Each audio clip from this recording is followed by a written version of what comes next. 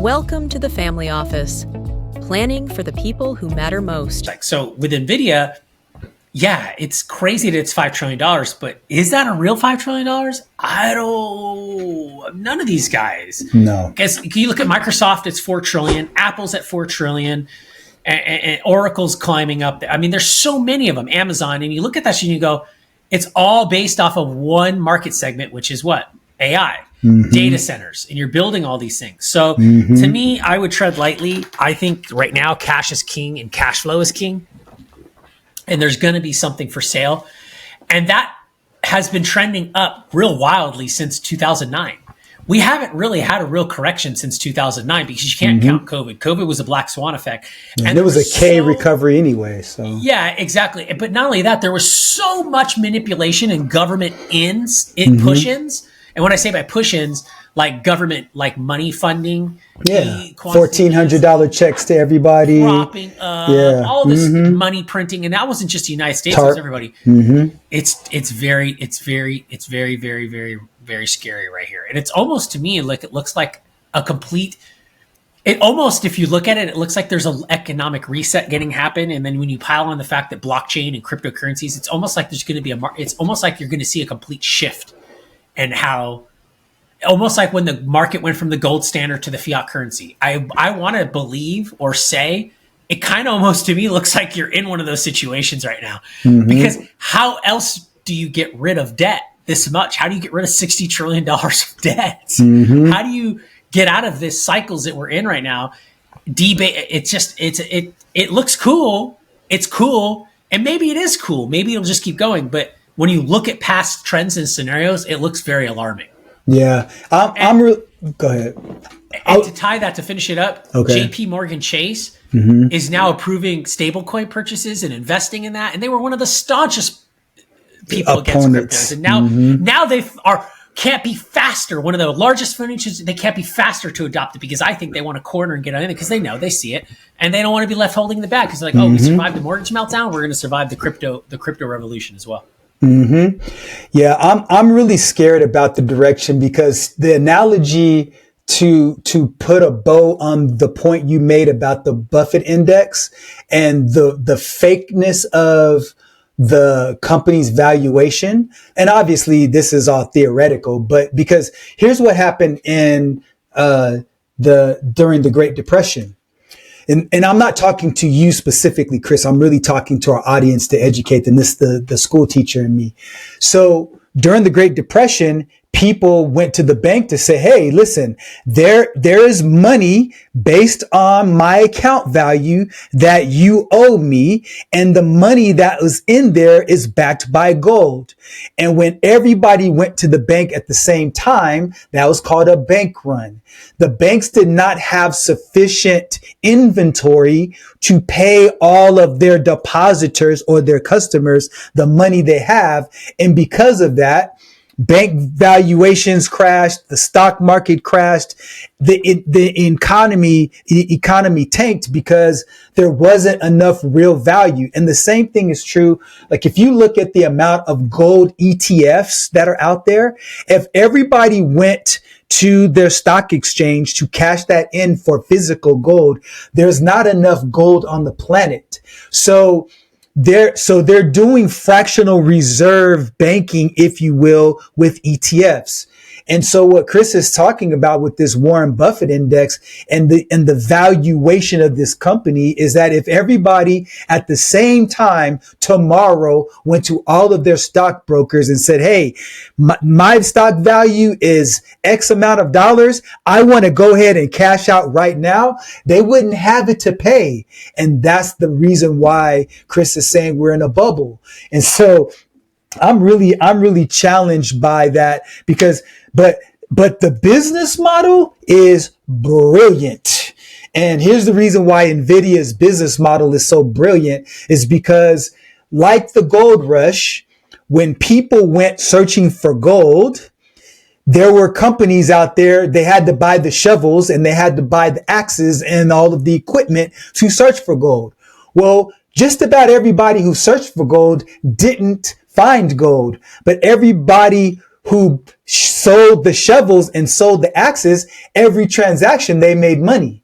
And so Nvidia is the company that's selling the the axes and the shovels, because they're the ones who create the chips that AI is, that AI uses. They're the ones that have the equipment that allows supercomputers to have this computing power. Without Nvidia, none of that exists. And so because AI is the new gold rush, you have all of these companies like Microsoft, and we can talk about Bill Gates next, that need, their chips. Amazon needs their chips. Facebook, Meta, they need those chips. Why? Because of data processing. And so with all of this data that's being used, Nvidia is just racking in all the money because those companies can't run without those chips. 100%. And that's why I kind of always look back and I look at Steve Jobs, and Steve Jobs would always make the argument, say, I'm focusing on enterprise value. I'm focusing on enterprise value. And as soon as he was gone and Tim Cook took over, share buybacks all went back to the shareholders, and Apple stopped innovating. And that's why Apple is stuck right now. Apple is stuck right now because it became a printing machine for shareholders. That's right. And Steve Jobs is so adamant about it. So adamant about it. Enterprise value. And that's why Apple lost a lot of the Johnny Ive and all the top. It stopped being about that, about AI investment years ago. I mean, Apple was so far ahead of everybody in the AI space, but because we switched that model and we started focusing on GDPs and valuations rather than enterprise values of companies, that's kind of where it started to change. But at any rate, absolutely, Bill Gates, Steve Jobs, they grew up together. But what's interesting to me that I see here is that, in talking about initiatives and again, this goes hand in hand with what our political leaders going to Congress and vote to help us, utility costs. And we broke it down. We don't have the graphic here, but maybe we could show it up on the screen. The utility costs broken down by state. And it's interesting because Hawaii is the highest. California is the second highest. And when you look at it, it's all the states that have the highest and the most amount of renewable energies, right? The green energy states have the highest utility costs. And people are dying over this now. Like you talk about the cost of increase of bills, of groceries and stuff. Utility costs are absolutely out of control. And then we look at these utility companies, these states that have the highest costs, that are not doing anything about these utility companies that are charging customers, like it's being done in California, and it's even being done here in Texas. The customers not only are paying the bill, but then they're being charged by the utility companies to fix and repair their systems to deliver the electricity to the client in the first place. So I just don't understand why states aren't looking at that and regulating that. We want to deregulate energy costs. That's great. In Texas, we don't have that problem. It's 11 cents on average. In California, you guys have that problem. In Hawaii, we have that problem. Alaska, we have that problem. The East Coast states, we have that problem. And then you look at Bill Gates, and then Bill Gates gets up and says, you know what? Maybe this climate change thing isn't as bad as we thought it was, and starts taking a backpedaling on climate change.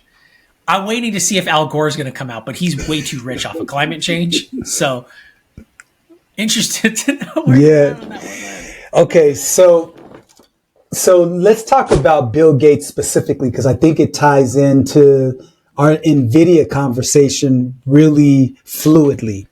So back in 2021, he came out with this book, something to the effect of How to Avoid Climate Disaster. It's a book. So now if you think about what's happening, you have this AI race to the top, because there's a fundamental belief that we need to control AI more so than China. And in doing so, the companies that really crack that code will become the next $1 trillion companies, which will have CEOs and founders that become the first trillionaire. We will have a trillionaire, I think, within the next 2 to 3 years, the first trillionaire. Do you think it'll be Elon Musk? I don't. I think it'll be Jensen Huang. I think it'll be Jensen Huang or the CEO of Oracle. So Jensen Huang is the CEO of Nvidia, So I think it's going to be one of them. I believe that Bill Gates had to backpedal his stance on climate change because the more we get entrenched with the value of AI, the more the other conversations become louder and louder. What do I mean by that? Well, the more we understand AI, we understand how intensively dependent on energy those data centers are. Do you know one of those data centers requires 1 million gallons of water a day just to keep the processors cool enough? So when you look at the amount of electricity that you need to run those machines and the noise pollution that comes as a result of it, so you've got noise pollution, you've got water waste, and you've got these companies that are sprouting up, these data centers that are sprouting up in water deserts like Arizona. And then they're popping up in adjacent communities like out in Virginia. And you've got these gigantic data centers that are popping up because the land is cheap, but it's impacting the people around them because it's usurping the fresh water, because you can't just take any type of water. It has to be drinking water. And the amount of electricity that's being used is astronomical. So as more people start to understand AI more deeply, and you know that Microsoft and Nvidia are in bed with each other, you begin to look like a contradictory fool. They're like the Wintel Alliance. Yes, exactly. And so Bill Gates is smart. He can't continue to use climate control as his main thrust because that's not his number one moneymaker anymore. It's AI. And so what's the more existential threat? AI turning into a supercomputer, which begins to be able to render human beings useless, or 1.5 degree increase in Celsius in the ocean's water. The clear favorite in terms of the existential threat is humans being wiped out of existence because machines become sentient and have no use for us anymore. So he has to change his perspective on that. Otherwise, he looks like a bumbling idiot. He's too smart for that. That's why I think he's making this change. Do you agree with my stance, or do you think I'm blowing smoke? I'll take. That's an interesting perspective. I never even thought about it that way. I just looked at it from a more ignorant standpoint, or maybe not an ignorant standpoint, more of a this freaking guy standpoint. Where I went, this guy the whole freaking time he's been doing this climate change crap, and now he's going to change space figures, right? I didn't even think about it that deep because I immediately just went through an ignorant reaction. I didn't even actually give a response to it like you did. So shame on me for that. But good point. No, I mean, we're here to inform each other, man. So it's all good. Yeah, absolutely. Oh no, 100%. No, I mean, I have no feelings with that. I think that's great. Like that's awesome because it got me to think. Okay, cool. That makes freaking sense. So I'll get. So he's really about the money then, and he's like, oh, I got to protect my interests. And yeah, you're right. He's so smart. He's like this ultra realistic mind that has to be given opinions. I mean, everyone Please, Mr. Bill Gates, what's your opinion on COVID? What should we do to save ourselves? Don't listen to him. He's a software engineer. Yes. Hello? Yes. He was talking about global threats with viruses and pandemics back in 2017, 2018, before COVID was even a thing, bro. It was crazy. Yeah. So which leads me to say this, okay? Me to say this, and this is why I'm in the Elon Musk camp, okay? Okay. And this goes with it, okay? I'll take bigger threats to humanity for 1,000, please. Bigger threat than AI becoming sentient. Human beings like Bill Gates that think like that and want to have control. Okay. That's the bigger threat. I would rather have an AI running things than a human being like Bill Gates running things. Sorry. Ooh, that's interesting. Can I jump in, please? Before I say that, here's my point. Go ahead. Before I say that, here's my point. Okay. because this goes back to what we talked about last week. We talked about Glass Lewis and ISS, which is what tells ETFs and shareholders how to vote, right? Okay. Elon Musk could be the first trillionaire because he's going back and forth in court over this $1 trillion pay package, right? And his argument is that I want a $1 trillion pay package because not because I want to go buy a yacht or a house or anything. Lord knows the guy doesn't want any of that stuff. He wants it because then he has a very solid voting stake in Tesla, which is on track to be the world's premier robotics manufacturer. Right? Yeah. I mean, that's what it's going to be. All right. So his argument is I need that to maintain a controlling argument in Tesla because we don't need a crazy influence that knows nothing about this, that could sit on a board and have no stake in the company at all, like a Glass Lewis or an ISS, and tell Tesla how to vote. And then all of a sudden you have a weird company or a weird individual taking over Tesla and taking over the operation of Tesla bots or Optimus bots or whatever they're called and running the AI. Yes. Whereas Elon says, look, you need someone to safeguard this stuff. He says, look, it is to be me. But even the board unanimously agrees that they want that pay package increase. Look, here's the thing. Elon Musk doesn't need to stay at Tesla anymore. He's got his hand in the water and so many other waters. But you're absolutely right. The bigger threat is not a person. The bigger threat is not AI. The bigger threat is the safeguards against the people that want the power. Okay. Jump in, Len. Okay. That's an interesting point. There's a guy that I want you to study. He's a fascinating thinker around this whole concept of AI. His name is Robert Yampolsky. Robert Yampolsky. YAMPOLSKIY.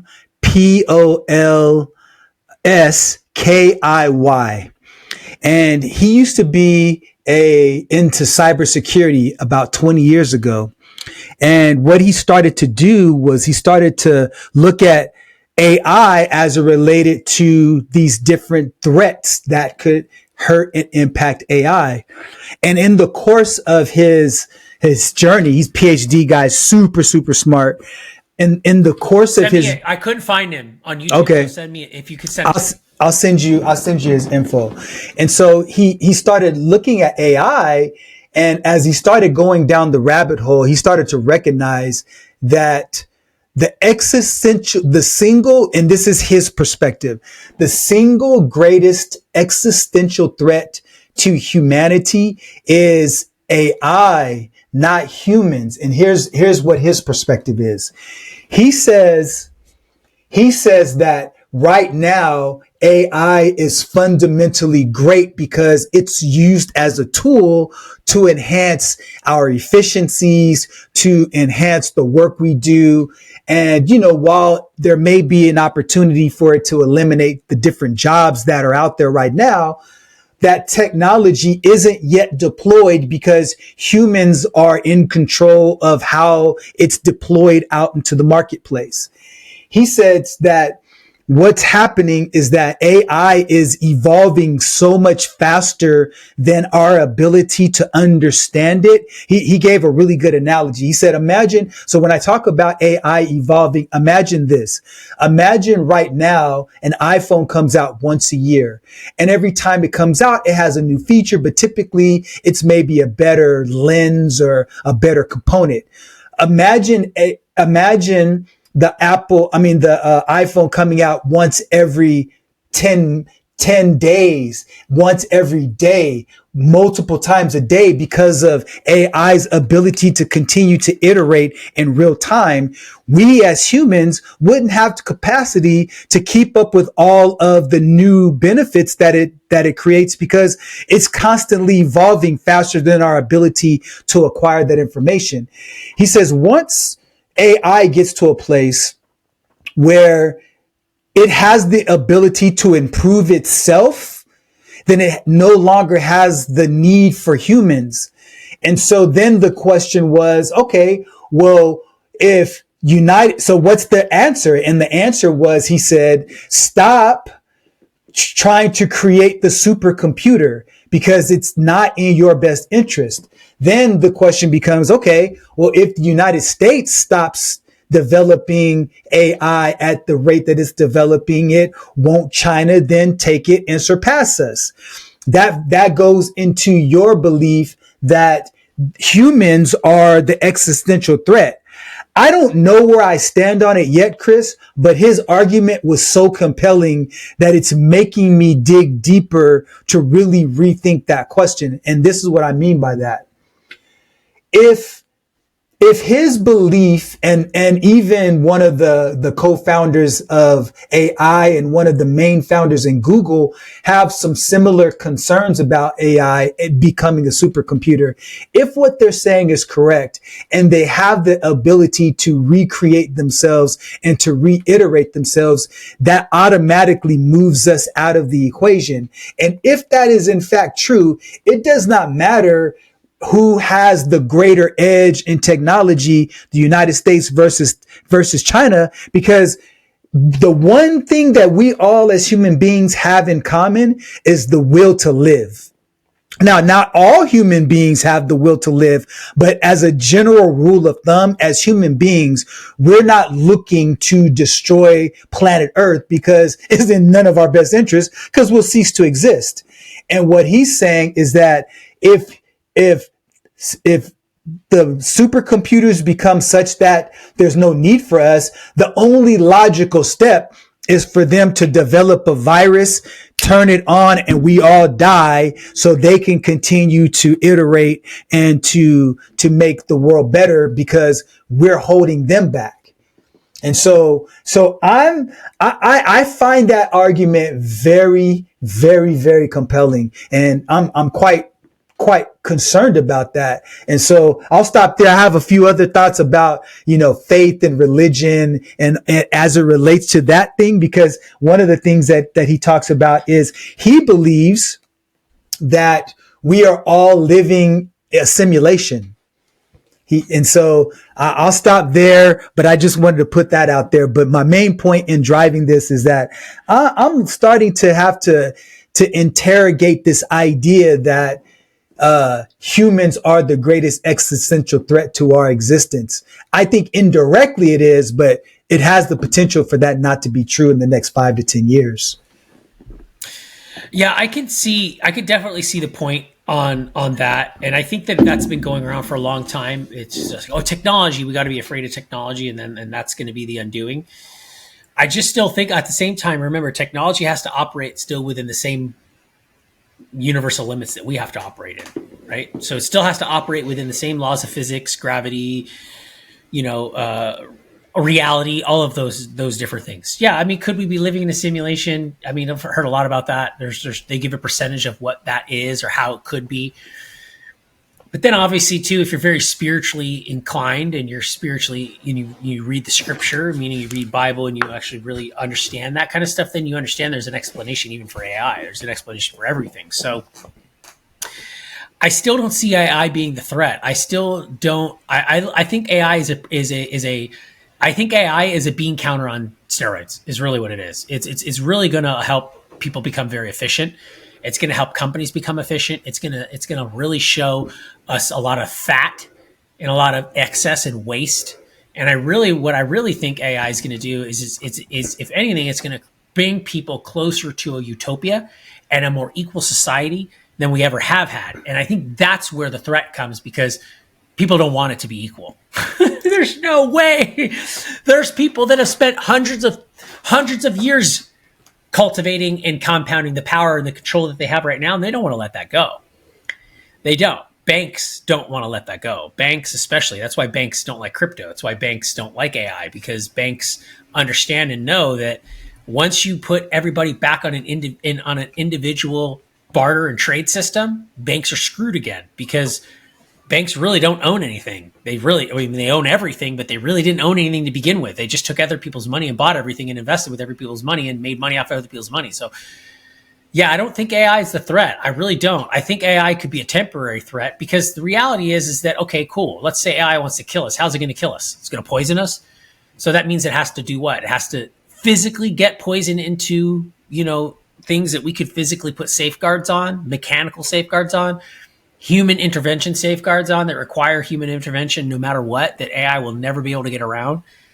There are things that AI can't do that we don't understand why it can't do it.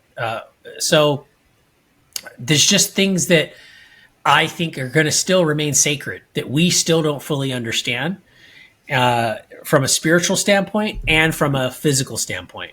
But it definitely is it's very thought provoking, and I think that it could go that way. What interests me the most here, and this is the challenge that I think AI will help us figure out, is energy production. Look, without energy production, we're dead in the water. If we can't produce, and we talked, I think, about Kardashev scales before, or we might have talked about that, right? Civilization levels. I mean, right now, human civilization is at like 0.80, and 0 is the first level, 1 is the, and then it goes all the way up to 3. And right now, we're not even a level 1 civilization. We're at like 0.80 or 0.75. But level 1 means that we know how to harness all the energy that our host planet can produce. Well, we don't know how to do that. And I think that's where we shoot ourselves in the foot on nuclear power and not understanding how nuclear power works.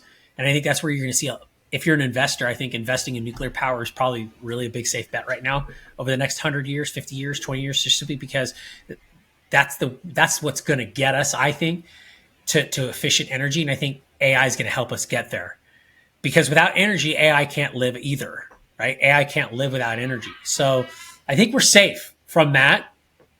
And I think that, unless AI figures out how to get itself off this planet, AI is ultimately doomed as well. AI will just kind of spin around in space on a like the Borg does in Star Trek, right? Or whatever, an alien species in a cube floating around space looking. I just think that and if we are in a simulation, great. Then what species is simulating us and controls the simulation, right? And then and if we want to go deeper, that maybe God is the simulator, right? The creator of our simulation, and we meet our maker, and we're an alien species, or you just look at it spiritually and understand and know that we are, an energy source, a spiritual being that is experiencing a human experience, a human simulation. And it makes sense why we're in a simulation, because we're a spiritual being, energy being that's came here to experience a human experience, right? Yeah. And as a spiritual person, I agree with that. I think that, when I was articulating Dr.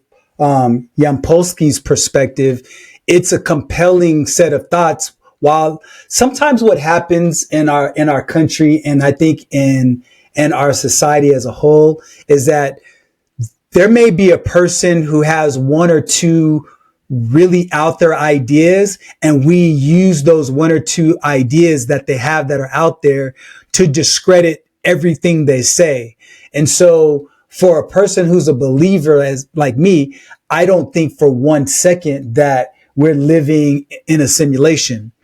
But as a spiritual being, I also think about the fact that God has always existed. So even though he exists outside of time, there's this such thing as an eternity past. So if there was no such thing as creation, then what happened from all of that eternity back to the time that God decided to make a heaven and an earth and to have humans populate that earth? Because when I look up in the sky, I don't see just nothingness. So I don't think that it's beyond the pale to know, to think or believe that it's possible that human beings once inhabited other planets like Saturn and Uranus and Mercury and all of those things. And that maybe there's other planets that are out there right now that once this planet has come and gone, that it'll, be another planet that maybe another type of species inhabits. I'm not here to either say that's going to happen or that it's not. For me, as a spiritual being, my role to me is to follow the Bible, to follow God's words, to follow the teachings of Jesus Christ and live my life according to those sets of principles. And then when I get to heaven and I live, in eternity, I can ask all of those questions because we'll have forever to ask those questions. And because space and time is nothing, we could transport to any place in the universe and go and say, okay, God, how did all this start? Why did you put this here? What's this all about? What about these stars and these supernovas? Is there really a black hole? Those are other conversations for another day. We could probably do a whole podcast on that. But going back to AI and really bringing this point home is that I think that it's so important for us as human beings to understand the importance of our ability to imagine what's possible and to do that in an ethical way.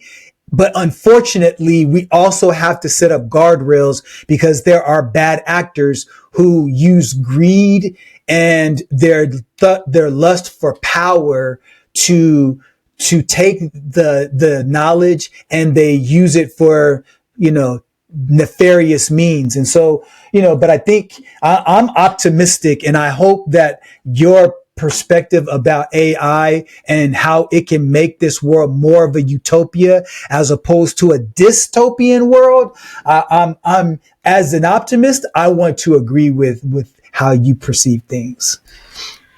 What's interesting is that every time I listen to something like what you just described, the gentleman's perspective that you're going to share with me, it makes me think more deeply on how biblical and spiritual teachings could be more possible. Does that make sense? Mm-hmm. 100%. Because to me, I could tie in the scientific framework as an executional kind of medium, and this is how it was done. Because here's the thing: there's a fourth dimension, and it's happening right now all around us, and we can't even possibly fathom how things work once.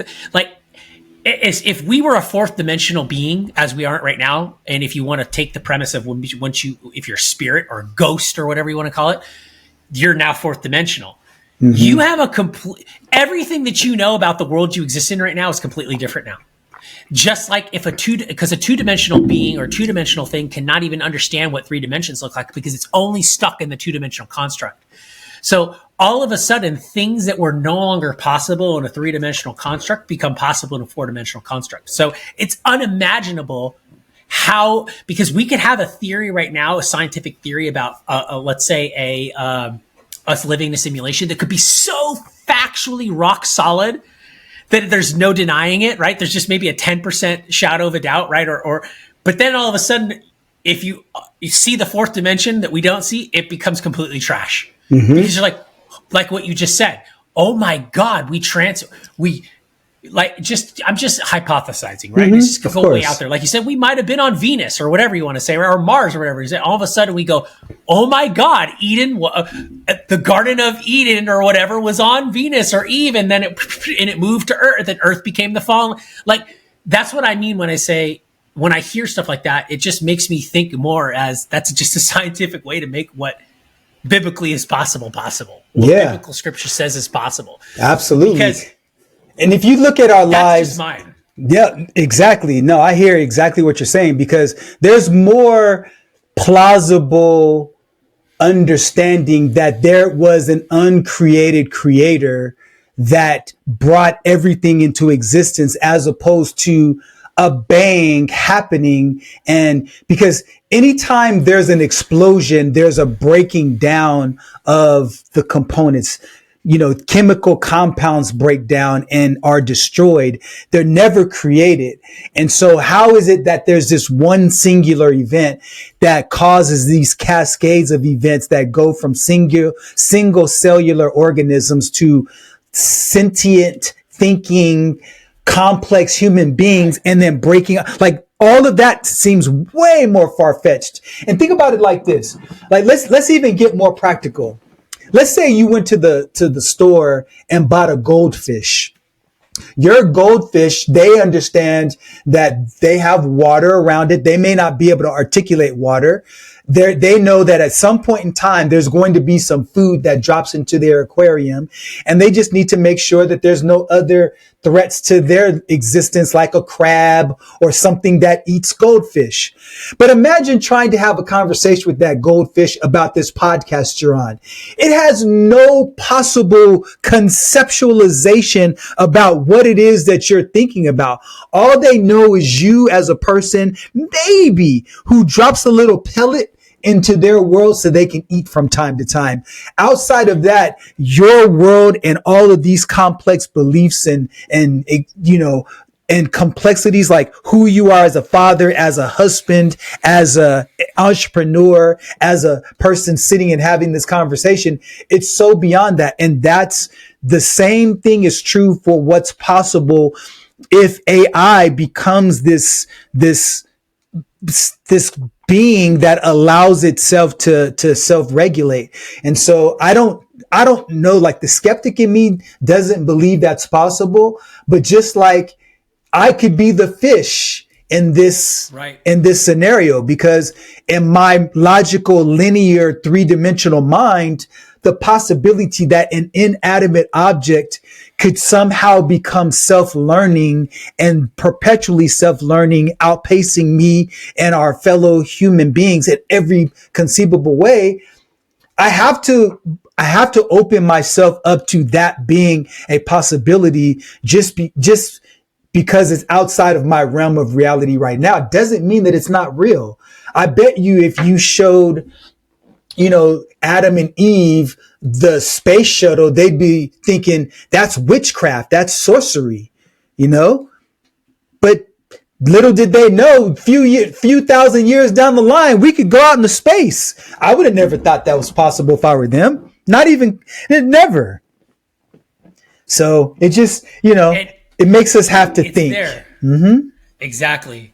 Yeah. It really does. And that being said, Len, it's always great to see you. I always appreciate the conversations, and I'll see you in the next one. All right, Chris. Always great. Thank you, sir. Conversation has given you clarity on your next steps. Please share this episode with someone who's walking the same path. Don't forget to like and subscribe so you won't miss future episodes. And remember, planning ahead isn't just prudent, it's an act of care. Thanks for joining us, and we'll see you next time on The Family Office.